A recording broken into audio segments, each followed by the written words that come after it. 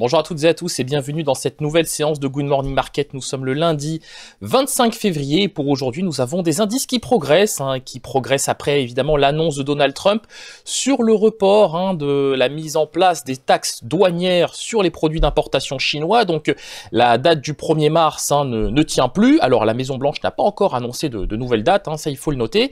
L'autre élément qui soutient évidemment les indices ce matin, c'est la perspective d'une nouvelle rencontre entre Donald Trump et son homologue chinois Xi Jinping en Floride au mois de mars dans sa résidence de Mar-a-Lago. Donc c'est un élément qui témoigne quelque part de l'apaisement des tensions commerciales, géopolitiques entre les États-Unis et la Chine. Par ailleurs, et ça c'est une moins bonne nouvelle, on a appris aussi ce week-end que Theresa May allait reporter le vote sur le Brexit de la Chambre des communes qui devait se tenir ce 27 février, donc mercredi 27 février. Pour le moment, on parle d'une nouvelle date autour du 12 mars, soit seulement 17 jours avant la date de sortie officielle du Royaume-Uni de l'Union européenne. Donc ce sera évidemment le 29 mars. Donc c'est un élément qui a vocation à créer de l'incertitude et quelque part à remettre en cause simplement la stratégie de Theresa May, puisqu'à force d'acheter du temps, eh bien on finit par ne plus en avoir quelque part assez, et c'est précisément ce qui va très probablement se produire au Royaume-Uni. Voilà, donc passons tout de suite à l'analyse des marchés financiers. Donc avec cet indice S&P 500 qui a fait d'ailleurs le niveau des 2800 points. Donc niveau que nous anticipions, on en a beaucoup discuté la semaine dernière, nous le disions, il nous fallait des catalyseurs. Donc ce catalyseur, on l'a eu avec ce tweet de Donald Trump. Donc maintenant, il y a une fois de plus très peu de nuages à l'horizon avant de retrouver le niveau des 2820 points. On a vraiment une toile de fond macroéconomique. Alors, une toile de fond plutôt, un news flow, je devrais dire, un news flow assez positif et qui favorise une progression des cotations. Maintenant, sur la toile de fond macroéconomique, ça, on la connaît, elle se dégrade, elle se détériore. En tout cas, elle s'est nettement détériorée ces derniers mois. Donc, à court terme, nous anticipons un retour des prix sur le niveau des 2820 points. On ne voit vraiment pas comment l'indice ne pourrait pas rallier ce niveau de prix, même si à court terme, à très court terme, on anticipe une consolidation de l'indice S&P 500 sur la fourchette 2795-2805 avant une nouvelle progression d'ici la mi-mars sur le niveau des 2820 points. Le DAX 30, donc le DAX 30 qui lui se montre beaucoup plus animé, beaucoup plus agité ce matin. Alors après avoir ouvert en gap haussier, testé le niveau des 11 536, testé la EMA 7 à court terme, tester la EMA 21, et bien là vous voyez qu'on est en train de une nouvelle fois de tester la résilience du support des 11 480 points. Il y a fort à parier que celui-ci lâche dans les prochaines minutes et que les prix plutôt comblent le gap haussier formé ce matin à l'ouverture des cotations sur le niveau des 11 460 points.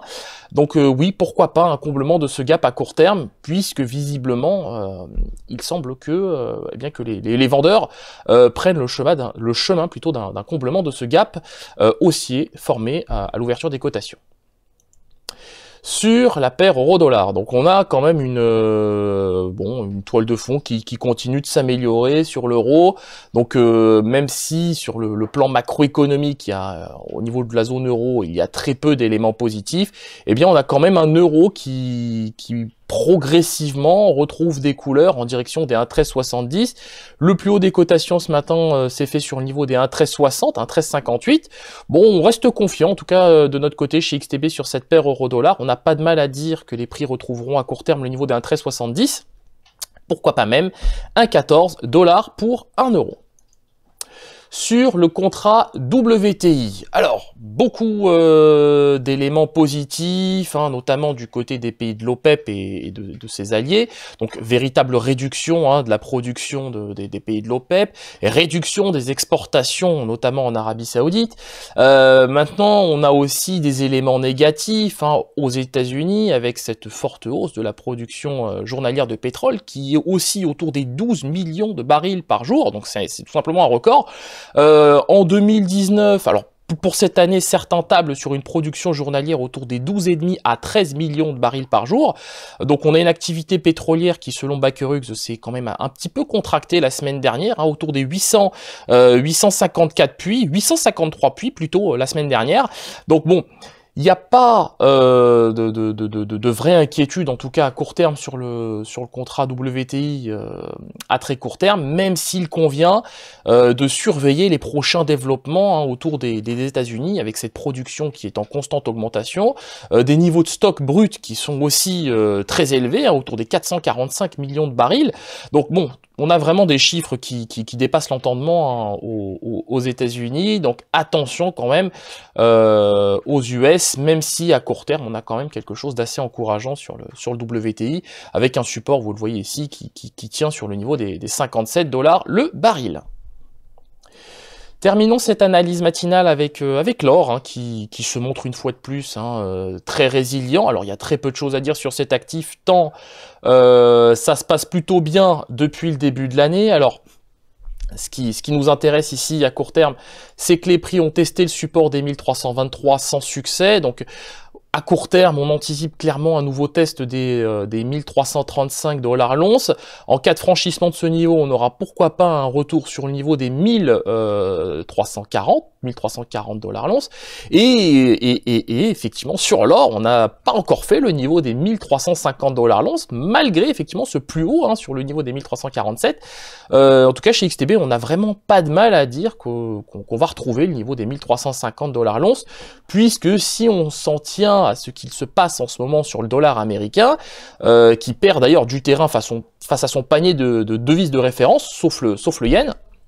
Donc le dollar qui perd du terrain, qui devrait continuer de perdre du terrain face à l'euro, et donc la hausse de l'euro face au dollar devrait évidemment profiter à l'or. Voilà, donc c'est pour cette raison qu'on est tout simplement haussier sur le métal jaune à court terme. Merci d'avoir suivi ce Good Morning Market. Nous allons nous quitter sur cette note. Nous vous souhaitons une excellente séance de trading, une très bonne journée. N'hésitez pas à partager, liker ou encore commenter cette vidéo. Au revoir.